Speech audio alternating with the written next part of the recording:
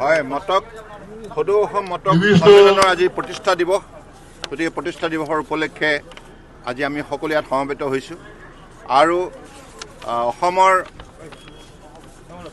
এটি অত্যন্ত শক্তিশালী সম্প্ৰদায় হিচাপে পৰিচিত মটক জনগোষ্ঠী জন্মলগ্নৰে পৰা এই জাতিটোক শক্তিশালী কৰাৰ ক্ষেত্ৰত বলিষ্ঠতাৰে আত্মনিয়োগ কৰি আহিছে।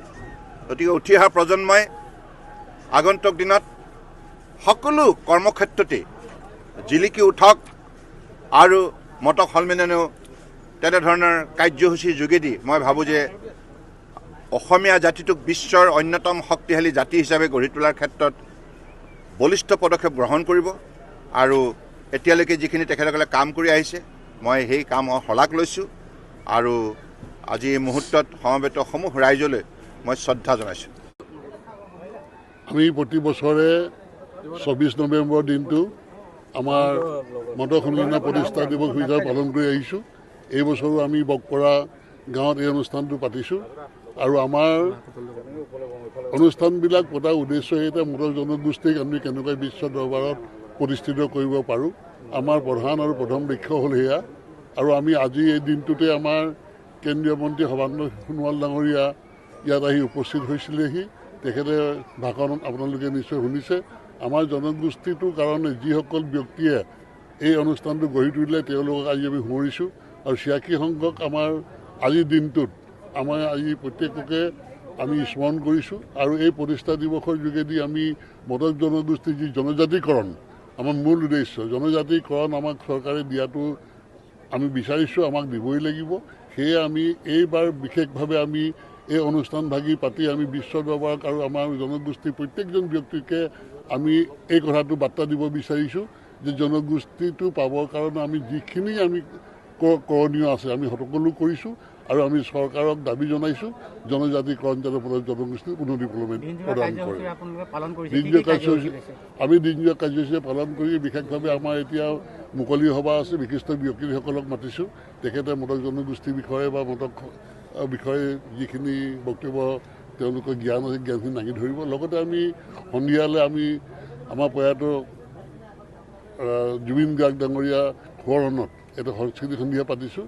তাত অকল জুবিন নামেৰে আমি অনুষ্ঠিত কৰিছোঁ আৰু তেখেতৰ গানৰ ওপৰতে আজি চৰ্চা হ'ব আৰু তেখেতক আজি আমি এই ৮৬ সংখ্যক মটক কেন্দ্ৰীয় সমিতি আমাৰ যি প্ৰতিষ্ঠা দিৱস আছে লগতে তেখেতক আমি সোঁৱৰিব বিচাৰিছোঁ। তো আজি আচলতে প্ৰতিষ্ঠা দিৱসৰ আমাৰ কেইটা অনুষ্ঠান কাৰ্যসূচী সন্নিৱিষ্ট হৈছেই, বিভিন্ন ধৰণৰ কাৰ্যসূচী থাকিব। তাৰ মাজতে অনাগত দিনত আমাৰ কেনেকুৱা ধৰণৰ পৰিকল্পনা হ'ব এই পিছপৰা আটাইতকৈ আদিম ভূমিপুত্ৰ জনগোষ্ঠীটোৰ সৰ্বাংগীন উন্নয়নৰ কাৰণে এই কথাখিনিও আজি আলোচিত হ'ব। ইয়াৰ উপৰি আজি কাৰ্যসূচীৰ অন্যান্য কাৰ্যসূচীৰ লগতে আমি এটা নতুন কাৰ্যসূচী অন্তৰ্ভুক্ত কৰিছোঁ, যিটো আজি অসমৰ প্ৰাণৰ শিল্পী জুবিন গাৰ্গৰ মৃত্যুত সকলোৱে মৰ্মাহত হৈ আছে। এইখিনি সময়ত জুবিনৰ গান নামৰ এটা আমি সাংস্কৃতিক অনুষ্ঠান আৰম্ভ কৰিছোঁ। মোৰ ধাৰণা এইটো বোধহয় এতিয়ালৈকে হোৱা নাই, কিন্তু জুবিনৰ গান আমাৰ যিটো সাংস্কৃতিক অনুষ্ঠান হ'ব আমি জুবিনৰ গান হিচাপে সেইটো সন্নিৱিষ্ট কৰিছোঁ। গতিকে তাৰোপৰি আজি চাবলৈ গ'লে ৮৬ সংখ্যক প্ৰতিষ্ঠা দিৱসৰ এই শুভক্ষণত আমি আমাৰ যিসকল প্ৰয়াত ব্যক্তি, যিসকলৰ অসুপ্ৰসাধ্য প্ৰচেষ্টাৰ ফলত আজি সদৌ অসম মটক সন্মিলনে আজি এই ৰূপ পাইছেহি আৰু জনগোষ্ঠীটোৰ উন্নয়নৰ দিশত সংগঠনটোৱে যিধৰণে নিজকে মনোনিৱেশ কৰিছে আৰু যথেষ্ট আমি সুফলো লাভ কৰিবলৈ সক্ষম হৈছোঁ। গতিকে আজি প্ৰেক্ষাপটত আমি সেই আমাৰ পুৰোধা ব্যক্তিসকলক আমি শ্ৰদ্ধাৰে সোঁৱৰিছোঁ আৰু অনাগত দিনত মটক জনগোষ্ঠীৰ সৰ্বাংগীন উন্নয়নৰ বাবে যি ধৰণৰ পৰিকল্পনা কৰিব লাগে সমগ্ৰ জাতিটোৰ ৰাইজৰ লগত আমি মত বিনিময় কৰিছোঁ। আজি মত বিনিময়ৰ যোগেদি আমি কেনেকুৱা ধৰণৰ কৰ্মসূচী আমি প্ৰস্তুত কৰিব লাগিব আৰু সেই কৰ্মসূচীৰ যোগেদি জাতিটো কেনেকৈ আগবঢ়াই লৈ যাব লাগিব এই গোটেই দিশটোত আমি মনোনিৱেশ কৰিছোঁ। আৰু পিছপৰা মটক জনগোষ্ঠীৰ অসমৰ আটাইতকৈ আদিমতম ভূমিপুত্ৰ এই মটকসকলৰ উন্নয়নৰ দিশটোক আমি সদায় প্ৰাধান্য দি আহিছোঁ আৰু জনগোষ্ঠীটোৰ উন্নয়নৰ দিশটোক আমি শিৰোগত কৰি আজি মটকসকলৰ সৰ্বাংগীন উন্নয়নৰ যিটো দিশ, সেই দিশটোক আমি সংকল্প আকাৰে লৈ যে কেনেকৈ আগবঢ়াই লৈ যাম, সেইখিনি আজি আমি কিছু সংকল্প গ্ৰহণ কৰিম বা আমি সিদ্ধান্ত গ্ৰহণ কৰিম। জনজাতিকৰণ প্ৰসংগটো মুখ্যমন্ত্ৰী হিমন্ত বিশ্ব শৰ্মাই কৈছে যে নৱেম্বৰৰ ভিতৰত কিবা ভাল ৰিজাল্ট আহিব। ৰিজাল্ট কেনেকুৱা আহে আমিতো গম পোৱা নাই। নহয়, ৰিজাল্ট মানে ইতিমধ্যে আমি চৰকাৰী পক্ষৰ লগতো বা অন্যান্য পক্ষৰ লগতো আমি যেতিয়া আলোচনা কৰিছোঁ, আলোচনাত আমি এটা কথা স্পষ্টকৈ জনাইছোঁ, আচলতে মটকসকলক জনজাতিকৰণ এই কথাটো নাহেই। এই কথাখিনি আমি আগতেও কৈছোঁ যে সকলো পক্ষকে আমি জনাইছোঁ, জনজাতিকৰণটো আমাক চিডলিং কৰিব লাগে, অনুসূচীকৰণটোহে কৰিব লাগে। মটকসকল প্ৰকৃতাৰ্থতে জনজাতি, এই কথাখিনি পূৰ্বৰ সকলো তথ্য বা গ্ৰন্থবিলাকত প্ৰকাশিত হৈ আছে। বিশেষকৈ এটা কথা উল্লেখ কৰিব বিচাৰিম যে ব্ৰিটিছ গভৰ্ণমেণ্টৰ আমোলতে 1868 চনৰ যিখন মানে গোটেই ভাৰতবৰ্ষৰ জনসমষ্টিক লৈ তেওঁলোকে এটা চেঞ্চাছ কৰিছিলে, এই চেঞ্চাছৰ যিটো ৰিপৰ্ট প্ৰকাশ হৈছিলে 1868 চনত, পিপুল অফ ইণ্ডিয়া, এই গ্ৰন্থত স্পষ্টকৈ উল্লেখ আছে Motok is a tribe, Motok এটা জনজাতি।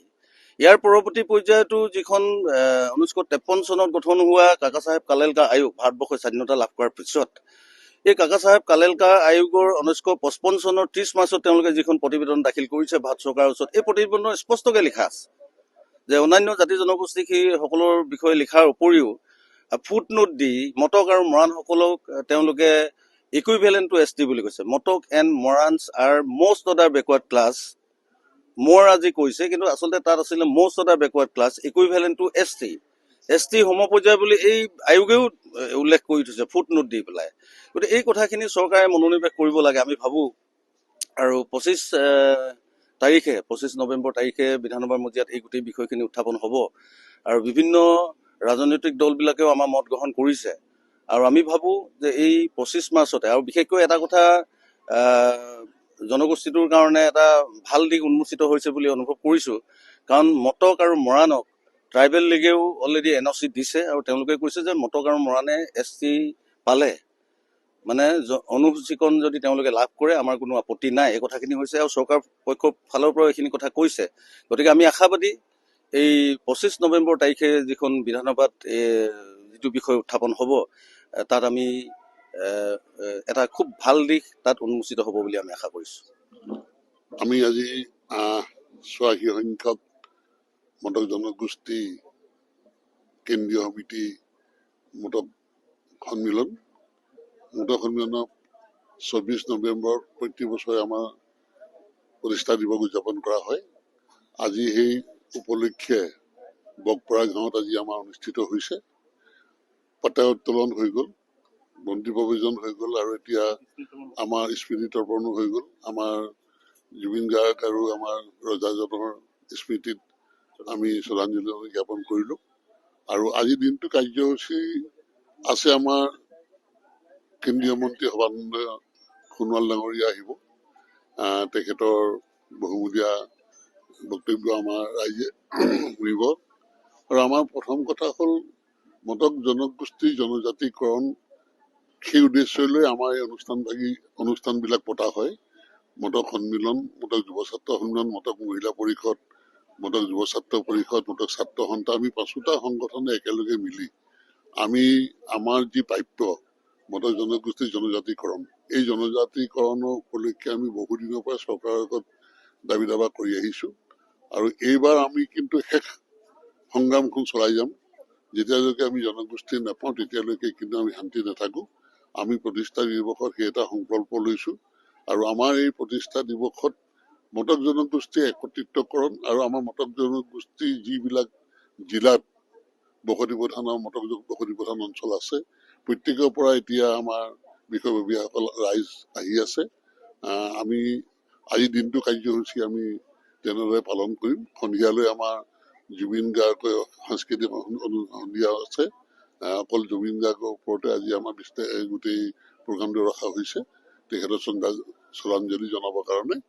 আৰু আমি ভাবোঁ আমাৰ এইদৰে এই কামবিলাক কৰাৰ কাৰণে আমি জনগোষ্ঠীটো উন্নয়নৰ কাৰণে আৰু মটক জনগোষ্ঠীৰ বিশ্ব দৰবাৰত আমি কেনেকৈ প্ৰতিষ্ঠা কৰিব পাৰোঁ, আমাৰ প্ৰধান আৰু প্ৰথম লক্ষ্য হ'ল এয়া।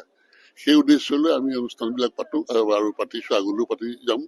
আমি সেই কথা আমি চৰকাৰক অনুৰোধ জনাইছোঁ মদক জনগোষ্ঠী জনজাতিকৰণ উন্নতি কলমে যাতে তেওঁলোকে আমাক প্ৰদান কৰে আৰু সেই অনুপাতে আমি আজি আগবাঢ়িছোঁ আৰু সেয়ে আমাৰ মূল উদ্দেশ্য। সদৌ অসম মটক সন্মিলনৰ জন্মদিন ক'ব লাগিব প্ৰতিষ্ঠা দিৱস 1939 চনতে 24 নৱেম্বৰত জন্মগ্ৰহণ কৰিছিলে। আজি আমি 4 বৰ্ষত আমি ভৰি দিছোঁ। আজি আমাৰ এটাই উদ্দেশ্য, আমাৰ যিখিনি মটক জনগোষ্ঠী শোষিত নিষ্পেষিত যিখিনি হৈ আছিলে, লগতে প্ৰধানকৈ আমাৰ জনজাতিকৰণটো আৰু জনজাতিকৰণৰ কাৰণে আমাৰ যিটো ধাৰাবাহিক সংগ্ৰাম আমাৰ অব্যাহত থাকিব। আজি এই পবিত্ৰ সভা পতাকাস্থলীৰ পৰা আমি এটা চৰকাৰলৈ ঘোষণা কৰিব বিচাৰিছোঁ, কিন্তু আমি যেতিয়ালৈকে জনজাতি আমি নাপাওঁ তেতিয়ালৈ কিন্তু আমাৰ সংগ্ৰাম অব্যাহত থাকিব। আৰু এই সংগ্ৰামখিনি আমি চলাই যাবৰ বাবে আমি মটক সন্মিলন পিতৃ সংগঠন হিচাপে আমাৰ লগত সহযোগত আছে সদৌ অসম মটক যুৱ ছাত্ৰ সন্মিলন, সদৌ অসম মটক মহিলা পৰিষদ, সদৌ অসম মটক যুৱ ছাত্ৰ পৰিষদ, সদৌ অসম মটক ছাত্ৰ সন্থা। এই 5টি সংগঠনে আমি যৌথভাৱে আমি যিমান দিন যেনেকৈ সংগ্ৰাম চলাব লাগিব, জনজাতি নোপোৱালৈকে আমি সংগ্ৰাম আমি অব্যাহত ৰাখিম। ধন্যবাদ।